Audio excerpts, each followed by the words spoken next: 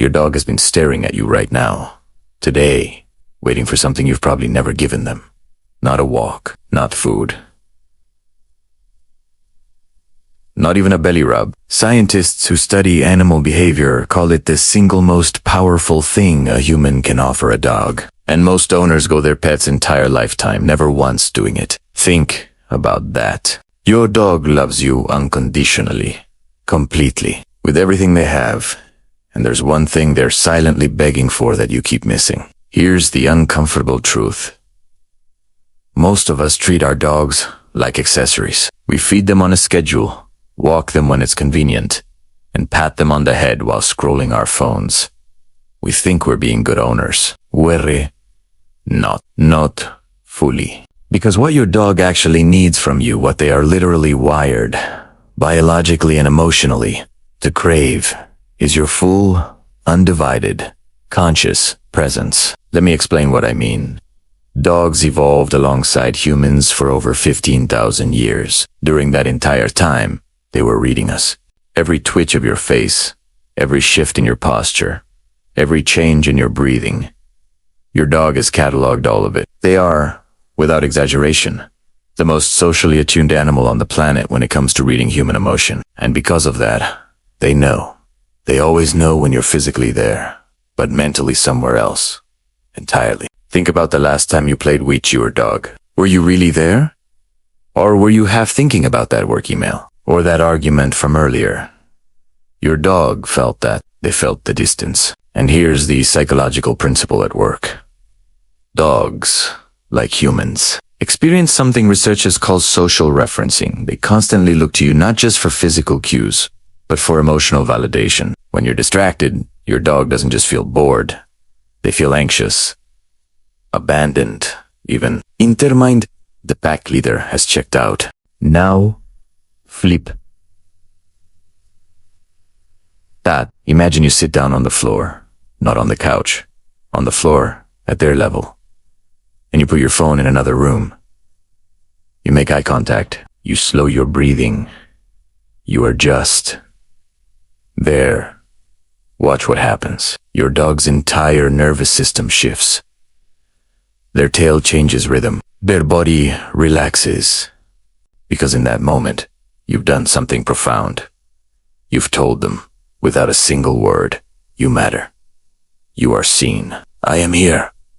Psychologists who study human-animal bonds call this it's the same concept therapists use when describing what makes a person feel truly heard. And attunement doesn't require hours. Research from the University of Vienna found that even short, focused, intentional bonding sessions, as brief as 10 minutes, dramatically reduce cortisol levels in dogs. That's the stress hormone. Your presence, your real presence, is literally medicine for your dog's nervous system. But there's a darker side to this that nobody talks about. Dogs who are chronically ignored, not abused, just ignored, develop behavioral problems that most owners blame on bad temperament, excessive barking, destructive chewing, separation, anxiety. These aren't personality flaws. They're distress signals.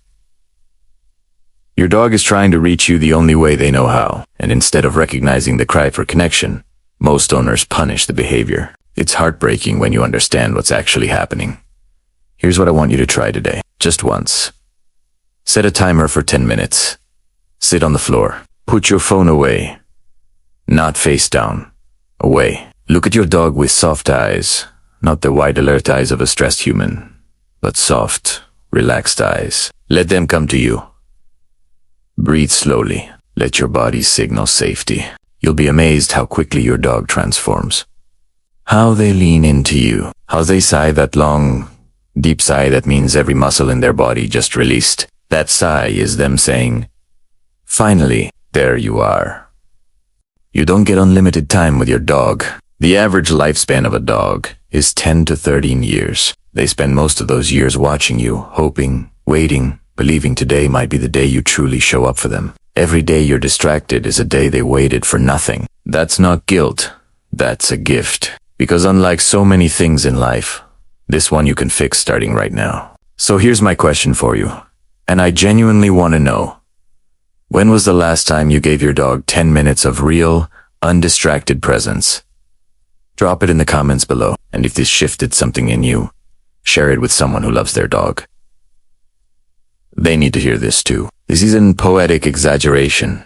It's biology. Over 15,000 years of coevolution with humans. Dogs have developed a neurological sensitivity to human emotional states that no other species on Earth can match. They don't just observe you.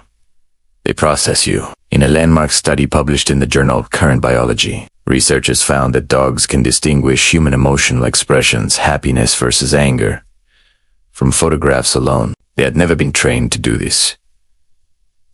It's hardwired. What this means in practical terms is staggering. When you sit next to your dog while mentally replaying an argument from work, your body is broadcasting that stress in dozens of invisible ways. Your breathing is slightly shallower. Your muscle tension is subtly elevated. Your eye contact is unfocused. Your posture is collapsed inward.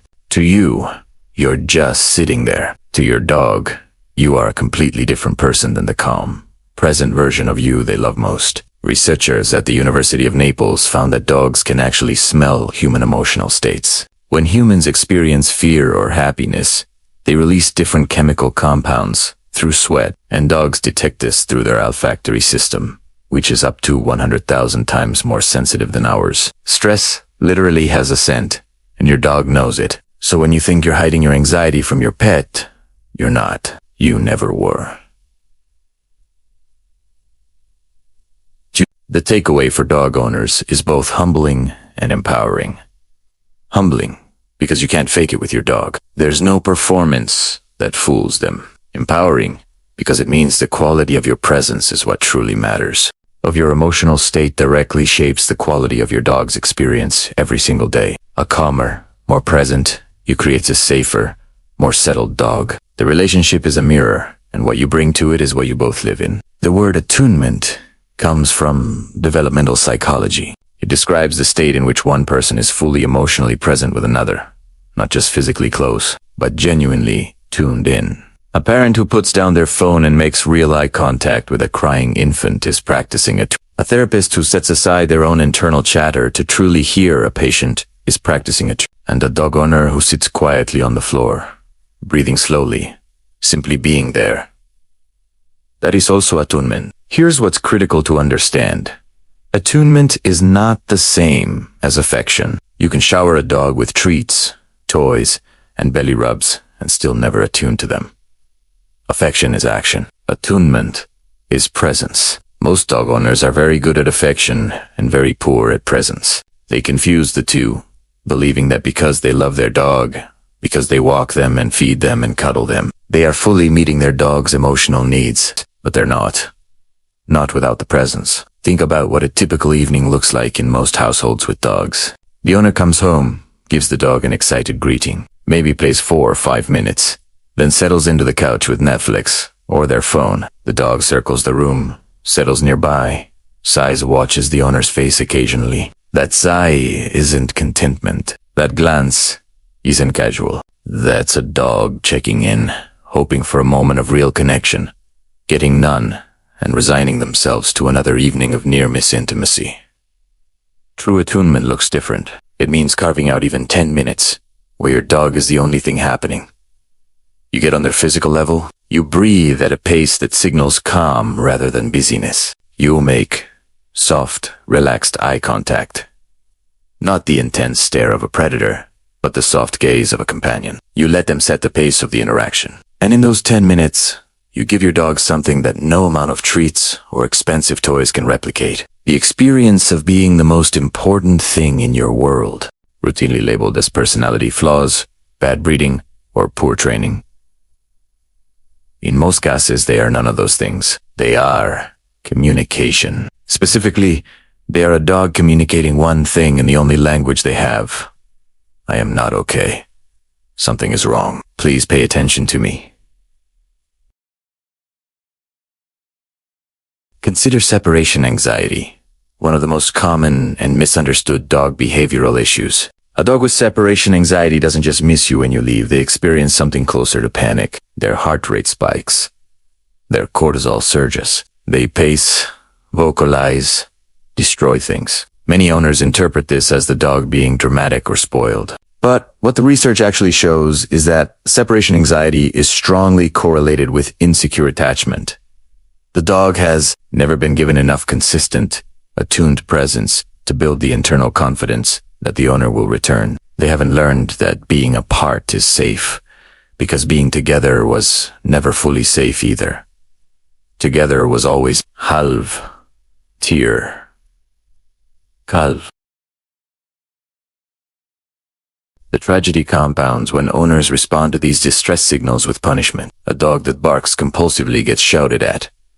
A dog that chews furniture gets isolated further. A dog that follows their owner from room to room gets pushed away. In each case, the dog's underlying need, connection, safety, emotional presence goes completely unmet. The punishment suppresses the symptom while the cause grows worse. It's the equivalent of silencing a smoke alarm because the beeping is annoying, while the fire continues to spread. Animal behaviorists now widely agree that the most effective intervention for attachment-based behavioral problems is not stricter discipline. It's building a stronger, more attuned bond. When a dog feels genuinely secure in their relationship with their owner, the anxiety that fuels problem behaviors diminishes organically. They don't need to bark for attention they're already receiving. They don't need to destroy things to self-soothe from a loneliness that's been addressed. The behavior was never the problem. The disconnection was. So the next time your dog does something that frustrates you, pause before reacting. Ask the harder question. What is my dog trying to tell me? In almost every case, the answer is the same. They're not being difficult. They're being desperate. And the response that actually works is in louder correction. It's quieter, fuller presence. Give them what they're asking for, and watch the problem dissolve. This is what they've been waiting for. Not the walk, not the food. You. All of you. And the devastating irony is that it costs nothing and takes almost no time.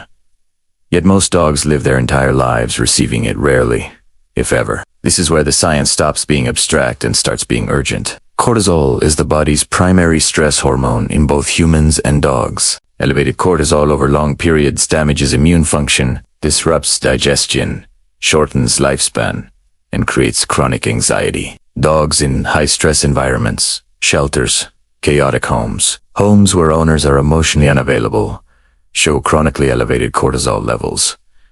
This isn't speculation. It's measurable in their saliva and blood. Researchers at the University of Vienna conducted a series of studies on the hormonal responses of dogs during human-dog interactions. What they found was remarkable. When dogs experienced genuine, calm, attentive contact with their owner, not excited play, but quiet, focused presence, their cortisol levels dropped significantly within minutes. At the same time, oxytocin, the bonding hormone, the same one that flows between a mother and newborn, spiked in both the dog and the human simultaneously. The effect was bidirectional. The dog calmed you, as you calmed the dog. This is why veterinary behaviorists increasingly talk about emotional nutrition alongside physical nutrition. Just as a dog can be physically fed but nutritionally starved on a poor diet, a dog can be physically present with their owner but emotionally starved of the calm, attuned contact their nervous system requires. And just as nutritional deficiency shows up eventually in the body, emotional deficiency shows up in behavior. The chewing, the barking, the anxiety, the clinginess. The practical implication is this. If your dog is showing stress behaviors, before you spend money on training classes, behavioral medications, or anxiety wraps, try something simpler first. For 10 minutes every day, be fully there. Sit with them. Breathe slowly. Let your nervous system communicate safety to theirs. The science says this works. Your dog's body is literally designed to receive it. And if you do it consistently, you won't just have a calmer dog. You'll notice yourself calmer too. The medicine flows both ways. This key point might be the most important one for dog owners to truly internalize, because it reframes almost every problem dog story you've ever heard. Excessive barking, destructive chewing, separation, anxiety, aggression toward guests, obsessive licking. These behaviors are